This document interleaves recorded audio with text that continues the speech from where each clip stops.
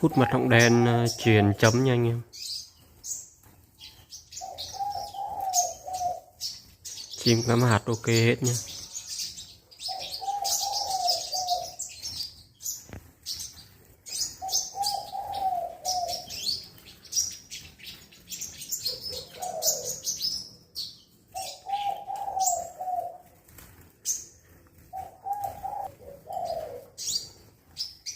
Anh em lấy mái mình tặng mái luôn.